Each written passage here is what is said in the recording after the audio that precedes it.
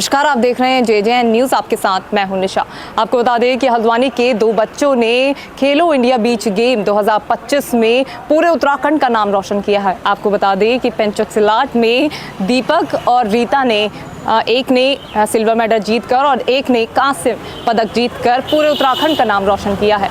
मैं आपको बता दूं कि दीपक ने जो है 80 से 85 किलोग्राम में सिल्वर मेडल जीता है, तो वहीं रीता ने 60 से 65 किलोग्राम में कांस्य पदक अपने नाम किया है। आज उनको सम्मानित यहाँ पर किया जा रहा है। चलिए आपको भी दिखाते हैं किस तरह से बच्चों का सम्मान यहाँ पे किया जा रहा है। बच्चों से बात करते हैं किस तरह का वहाँ पे मूवमेंट था। चलिए बिना किसी देरी के आपकी बात कराते हैं। इस वक्त हमारे साथ दोनों विजेता मौजूद हैं। रीता मौजूद है हमारे साथ ही दीपक भी हमारे साथ मौजूद है। सबसे पहले दीपक से बात करते हैं। दीपक, बहुत बहुत स्वागत है JJN न्यूज़ में। Thank you. जिस तरह से प्रथम खेलो इंडिया बीच खेल में आपने रजत पदक प्राप्त किया है, कैसा एक्सपीरियंस रहा वहाँ का और कितनी खुशी हुई है? एक्सपीरियंस मैं कहना चाहूँगा कि वो बहुत अच्छा इवेंट था खेलो इंडिया बीच गेम्स का। फैसिलिटीज़ अप टू टॉप थी, होटल्स, मैनेजमेंट सब कुछ अच्छा था। और जो मेरा मेडल आया है सिल्वर, मैं बहुत खुश हूँ कि मेरा मेडल ला पाया अपने स्टेट के लिए। एंड कोशिश करूँगा अगली बार कि गोल्ड ला सकूँ करके। तो क्या लगता है इस बार कहाँ पे कमी रह गई? थोड़ी बहुत प्रैक्टिस, मैं थोड़ा इंजर्ड था। अच्छा। तो मैं अपना बेस्ट नहीं दे पाया। अगली बार बेस्ट बॉडी, बेस्ट परफॉर्मेंस देना कोशिश करूँगा और गोल्ड लाने की पूरी कोशिश करूँगा। अच्छा, ये जो गेम है पेंचक सिलाट, ये क्या होता है अगर हमारे दर्शक आपसे जानना चाहें, और किस तरह से ये खेला जाता है? ये एक कॉम्बैट स्पोर्ट्स है। एक चेस गार्ड होता है। ठीक है। उस चेस गार्ड पे आप एक पंच मार सकते हैं। एंड थ्रो होता है चेस गार्ड को पकड़ के। एंड रिवर्सल होता है कि रिवर्सल मीन्स अपने साथ अपने अपोनेंट को गिराना। अच्छा। हाँ, तो इस पे इंजरीज़ का भी बहुत खतरा होता है। बहुत ही डेडली टाइप का कह सकते हो इस गेम को। अच्छा, तो कितने राउंड्स होते हैं इसमें? 3 राउंड्स होते हैं। इस बार हमारे 3 राउंड्स थे 2 मिनट्स के। एंड 1 मिनट के ब्रेक्स थे बीच में राउंड के। अच्छा, तो यहाँ पर जिस तरह से मैं आपके कोच से बात कर रही थी, तो काफ़ी लंबे समय से आप लोगों को वो सिखा रहे हैं। कितना समय हो गया आपको सीखते हुए? 1 डिकेड, 10 साल। 10 साल हो गए। 10 साल आपने एक खेल को दे दिए हैं और उस खेल से आप उत्तराखंड का नाम रोशन कर रहे हैं। घर वालों का किस तरह का सपोर्ट रहा था? घर वाले मेरे हमेशा ही सपोर्ट करता है मुझे। स्पोर्ट्स, चाहे पढ़ाई में हो चाहे स्पोर्ट्स में हो, हर वक्त घर वाले मेरे साथ ही रहते हैं। और किसी भी चीज़ की मुझे कमी नहीं करते। हर चीज़ में बेस्ट। तो ये जो पेंचक सिलाट होता है, इसमें सबसे ज़्यादा ज़रूरत किस चीज़ की होती है? हर एक स्पोर्ट्स में बेसिकली सबसे अच्छी चीज़ होनी चाहिए तुम्हारा स्टेमिना, स्ट्रेंथ। ये चीज़ें होंगी तो और चीज़ें आप रेगुलरली कर सकते हो। स्टेमिना एंड स्ट्रेंथ और माइंड। अगर तुम्हारा माइंड उस चीज़ के लिए तैयार नहीं है, तुम खेल नहीं पाओगे। अच्छा। हाँ, मेंटलिटी स्ट्रांग होनी चाहिए। चलिए ठीक है। चलिए रीता हमारे साथ मौजूद है। बहुत बहुत स्वागत है रीता हमारे। Thank you. जिससे मैं आपको बता दूं कि रीता ने कांस्य पदक जीता है। कैसा रहा रीता पूरा जो ओवरऑल एक्सपीरियंस था वहाँ पे गेम्स का? एक्सपीरियंस तो काफ़ी अच्छा था। फैसिलिटी जो हमें मिली थी हमारी स्टेट गवर्नमेंट जो हमें दी थी वो, और जो खेलो इंडिया बीच गेम के ऑर्गेनाइजर्स थे उन्होंने जो दी थी वो काफ़ी अच्छी थी। अच्छा, तो मैं जिस तरह से देख पा रही हूँ कि आपके कोच का कहीं ना कहीं बड़ा योगदान आपका कोच का तो कोच ही तो होते हैं जो हमें इस लेवल तक लाते हैं। कोच के बिना तो, गुरु के बिना तो शिष्य वैसे भी कुछ नहीं हो सकता। तो कोच के जितने भी हमारे मेडल्स हैं वो हमारे कोच का हमारे सपोर्ट रहा है, हमारी फैमिली का, हमारे टीममेट जो जिनके साथ हम प्रैक्टिस करते हैं उनका सपोर्ट है, तभी आज हम इस लेवल पे हैं। तो कितना टाइम आप इस गेम को देते हैं? टाइमिंग प्रैक्टिस मॉर्निंग रहती है 1 से 2 आवर और इवनिंग रहती है। पूरा कितने? 2 घंटे? हाँ, 2 घंटे सुबह, 2 घंटे शाम रहती है। तो ये सोचा कैसे आपने कि मुझे इस गेम में जाना है और ये सब कुछ सीखना है? हमने तो बस ज्वाइन किया था, बाकी तो कोच ने जो हमें बोला हम कोच की बात सुनते रहे और आज इस लेवल पे हैं। अच्छा, तो मतलब कोच का कहीं ना कहीं बड़ा योगदान था इस तरह? ही योगदान था कि आज हम इस लेवल पे हैं, क्योंकि कोच को ही पता होता है कि अब आपके शिष्य के लिए क्या ज़रूरी है। अच्छा, तो आपको कितना समय हो गया यहाँ पर? 9 साल, 10 साल हो गए हैं। 10? आपको भी 10 हाँ। साल हो गए करके। तो जब स्टार्टिंग में आप आए थे और अब कितना डिफरेंस आप देख पा रहे हैं कि और कितना ज़रूरी स्टेमिना, जिस तरह से सर ने बताया कि स्टेमिना होता है, और क्या क्या, क्योंकि लड़कियों के साथ बहुत सारी चीज़ें अलग हो जाती है, तो क्या क्या ज़रूरी होती है? गर्ल्स के लिए तो वैसे भी सेल्फ डिफेंस आज के टाइम पे बहुत ज़रूरी है, क्योंकि अगर सेल्फ डिफेंस आपको आएगा तो आप कहीं भी जा सकते हो। और कॉन्फिडेंस सबसे ज़्यादा बिल्ट होता है जो आज के टाइम पे बहुत ज़रूरी है, क्योंकि आज आप अगर कहीं जा रहे हैं तो मन में डर रहता है कि कहीं कुछ हो ना जाए। तो इसलिए सेल्फ डिफेंस तो गर्ल्स के लिए तो बहुत ज़रूरी है आज के टाइम पे। चलिए, थैंक यू। तो आपकी मुलाकात कराते हैं उस गुरु से जिन्होंने बच्चों को ये सब कुछ सिखाया और आज जो दोनों बच्चे थे वो उत्तराखंड का नाम पूरा देश में रोशन करके आए हैं। बहुत बहुत स्वागत है sir JJN news. Thank you ma'am, thank you so much. Sir, जिस तरह से आपने सुना कि आपके 2 बच्चे झंडा गाड़ कर आए हैं खेलो इंडिया बीच खेल में, किस तरह का एक्सपीरियंस रहा? मुझे बहुत अच्छा लगा कि इतने बड़े मंच पे इस बार हमारे प्रधानमंत्री, यशस्वी प्रधानमंत्री जी की वजह से इतना बड़ा गेम फर्स्ट टाइम हमारे इंडिया में ऑर्गेनाइज हुआ। क्योंकि अब हम लोग जब खेलते थे तो इतनी सारी फैसिलिटीज़ नहीं थी, इतने बड़े मंच नहीं थे। आज बच्चों को खेलने के लिए इतना मंच हुआ जिनकी वजह से हमारा नाम भी आगे हुआ, पेरेंट्स का नाम भी आगे हुआ, हम गुरुओं की पहचान हुई। तो बहुत अच्छा लगा और बच्चों ने बहुत मेहनत करी थी क्योंकि लंबे समय से बच्चे प्रैक्टिस कर रहे हैं। दोनों को मेरे ख्याल से लगभग 10 साल हो चुके हैं प्रैक्टिस करते हुए, और अभी भी रेगुलर 4-5 घंटे लोग प्रैक्टिस करते हैं। यही हमारी एकेडमी में ही ये लोग अच्छे से प्रैक्टिस करते हैं। सुबह शाम डाइट और सारी चीज़ें, पूरी लाइफ डिसिप्लिन ढंग से चलती है। तो ये सारी चीज़ें मेंटेन करके रखना एक प्लेयर के लिए बहुत ज़रूरी है। तभी जाके इतने बड़े मंच तक पहुंचने के लिए भी बहुत सारा स्ट्रगल करना पड़ता है। कई सारे टूर्नामेंट्स, कई सारी इंजरीज़ हैं, उसके बाद पैसा बहुत लगता है, पैसा बहुत है, डाइट है, कई सारी चीज़ें हैं। तो वो सारी चीज़ों को मेंटेन करना, पेरेंट्स का भी सपोर्ट होता है, बच्चों की अपनी खुद की डिसिप्लिन लाइफ और वो डिसिप्लिन में रहते हैं, तब जाके कुछ मेडल आ रहा। आज बहुत खुशी हुई मुझे कि दोनों के दोनों बच्चे बहुत अच्छे इतने बड़े मंच में मेडल लेके आए हैं। और चाहता हूँ कि दीपक तो पहले भी एक बार नेशनल गेम्स में भी खेल के आया, गोवा में नेशनल गेम्स में मेडल आया, बट वहाँ जाने से पहले इसकी थोड़ी तबीयत ख़राब हो गई थी तो वहाँ मिस कर गया। बट इस बार इसने मिस नहीं किया, इस बार बहुत अच्छा खेला, दोनों बच्चों ने बहुत अच्छा खेला और मैं दोनों की परफॉर्मेंस से बहुत ज़्यादा खुश हूँ। मतलब बहुत बड़ी बात है कि कोच खुद कह रहे हैं कि दोनों की परफॉर्मेंस से बहुत ज़्यादा खुश है। मैं देख पा रही हूँ कि सर अब बहुत छोटे छोटे बच्चे भी आपके एकेडमी में यहाँ पर मार्शल आर्ट जो है वो सीखते हैं, पेचक सिलाट जो है। तो किस तरह से इनको सिखाया जाता है ये सब चीज़ें, और किस तरह से डेडिकेशन और डिसिप्लिन दिया जाता है? एक्चुअली क्या है कि हम लोगों ने अपने डोजो के ना, कुछ डोजो मीन्स जो हमारी जो प्लेस है जहाँ पे हम प्रैक्टिस करते हैं, एकेडमी को डोजो बोलते हैं जापानीज़ में। तो हम लोग एक्चुअली कराटे और पेंचक सिलाट दोनों मार्शल आर्ट सिखाते हैं। तो पहले हमारा जो बेसिक्स था, स्टार्टिंग जो था हमारा वो कराटे से ही था।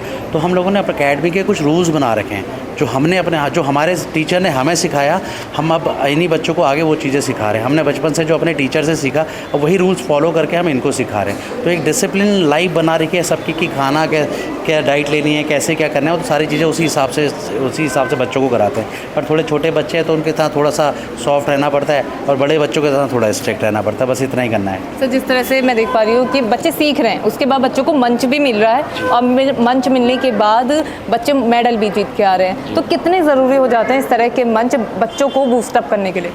बहुत ज़्यादा ज़रूरी है। अभी कुछ सालों से यशस्वी प्रधानमंत्री मोदी जी की वजह से आई थिंक कि जब छोटे थे तो हमें इतना नहीं मिला, बट अभी हमने देखा कि बहुत सारे मंच मिल रहे हैं बच्चों को, बहुत सारे मंच, बड़े बड़े मंच प्रोवाइड हो रहे हैं, बच्चे आगे खेल रहे हैं और बच्चों का खुद इंटरेस्ट बढ़ रहा है। अभी इस बार जब बच्चे, इन लोगों का दोनों का फर्स्ट एक्सपीरियंस है, दीपक का तो खैर पहले हो चुका है नेशनल गेम्स में, तो ये जो बीच गेम्स थे बिल्कुल वर्ल्ड लेवल का इसमें तैयारियाँ करी गई थी और बच्चों का रहना खाना सबसे मेन होता है डाइट।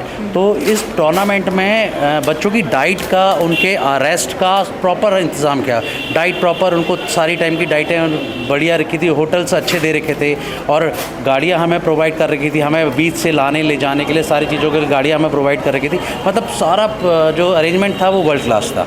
मतलब बहुत बढ़िया लगा, इतने बड़े मंच में बच्चे खेल के आए और इतना बड़ा अच्छा एक्सपीरियंस, हमें भी बहुत अच्छा एक्सपीरियंस हुआ कि हम कोचेस को भी, और एक ही चीज़ की फैसिलिटी, मतलब वहाँ पे मेडिकल की एकदम फैसिलिटी, बीच के किनारे सारी चीज़ें, बहुत अच्छा सेटअप था, मतलब चलिए वर्ल्ड क्लास।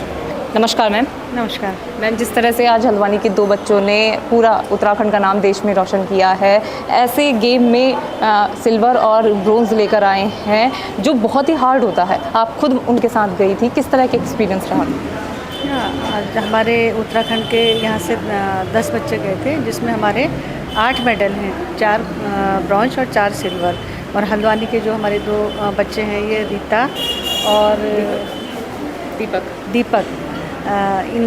दीपक का सिल्वर मेडल है और रीता का ब्रॉन्ज मेडल है। बहुत अच्छा इन लोगों ने वहाँ पर प्रदर्शन किया और काफ़ी मेहनत और प्रैक्टिस के बाद उन्होंने ये मुकाम हासिल किया है। वहाँ पर भी मैं इन लोग बच्चों के साथ में गई थी और बहुत अच्छा इनका प्रदर्शन रहा था। इनके साथ साथ कोचेस जो इनके हैं, जो कोचिंग देते हैं, वो भी बहुत बहुत बधाई के पात्र हैं। और हमारे और भी बच्चे जो अलग अलग जनपदों के थे, तो उनके भी ब्रॉन्ज और सिल्वर मेडल आए हैं। तो वहाँ पर काफ़ी टफ़ कंपटीशन था, अलग अलग स्टेट से लोग आए थे और काफ़ी अच्छे नेशनल और इंटरनेशनल लेवल के प्लेयर थे। उन सब के बीच में हमारे बच्चों ने भी बहुत अच्छा प्रदर्शन किया और सब बहुत बहुत बधाई के पात्र। नमस्कार सर। नमस्कार सर, जिस तरह से स्पोर्ट्स में बच्चे आगे बढ़ रहे हैं, किस तरह का प्राउड फील होता है दीपक और रीता को देखकर? बहुत खुशी का विषय है कि हमारे बच्चे जो यहाँ से नेशनल में गए हैं और ये देवभूमि के जो बच्चे हैं लगातार प्रैक्टिस में भी हैं। अभी आपने देखा होगा कुछ ही दिन पहले हम लोगों को एक ऐसा सुनहरा अवसर भी यहाँ पर मिला कि हम राष्ट्रीय खेल जो है उत्तराखंड की धरती पर हुए।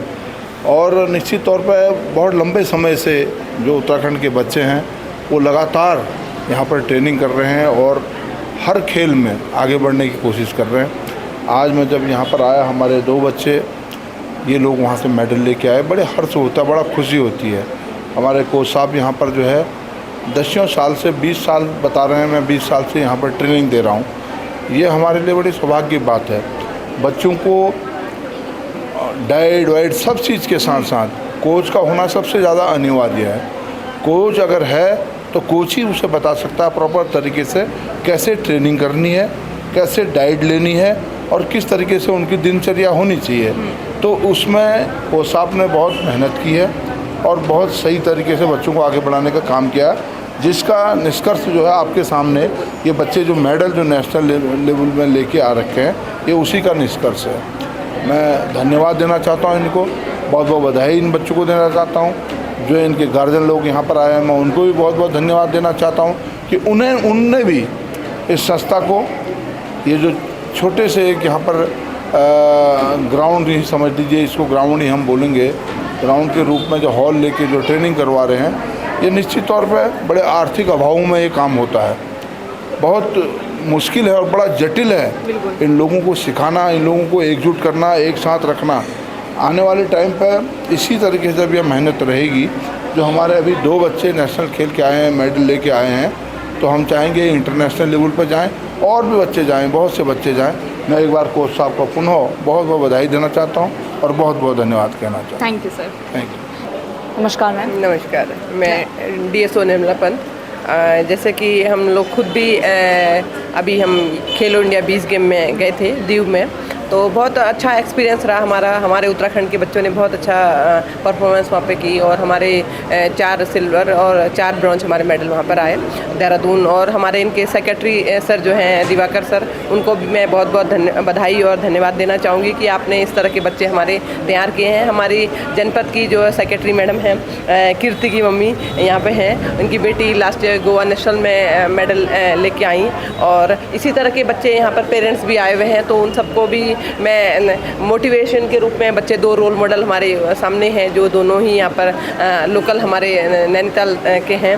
तो मुझे तो बहुत प्राउड फील हो रहा है कि हमारे जनपद के बच्चे एक डीएसओ होने के नाते मैं उनको पेरेंट्स को बहुत बहुत बधाई देना चाहती हूँ और उम्मीद करती हूँ कि आने वाले टाइम में हमारे ये बच्चे राष्ट्रीय स्तर पे और अंतर्राष्ट्रीय स्तर पे हमारे अब जनपद का नाम रोशन करेंगे। बहुत बहुत धन्यवाद। तो देखा आपने, आज हमने आपको दिखाया कि किस तरह से हल्द्वानी के 2 बच्चों ने 65 सिलाट में पूरे उत्तराखंड का नाम रोशन किया। बच्चों से बात करी, खिलाड़ियों से बात करी, साथ ही उनके कोच से हमने बात करी, साथ ही जो मुख्य अतिथि यहाँ पर पहुँचे हुए थे उनसे जाना कि कितने ज़रूरी बच्चों के लिए इस तरह की मंच हो जाते हैं, क्योंकि बच्चों के लिए प्रतिभाएँ जो हैं वो किसी से छुपी नहीं है, लेकिन बच्चों को मंच देना बहुत ज़रूरी होता है। उम्मीद करते हैं कि आपको हमारी ये रिपोर्ट पसंद आई होगी। अगर आपको हमारी रिपोर्ट पसंद आए, आप हमें कमेंट कर ज़रूर बताएं। फिलहाल इस खास ग्राउंड रिपोर्ट में इतना ही। मैं निशा अपने सहयोगी राहिल के साथ JJN न्यूज़ हल्द्वानी। नमस्कार।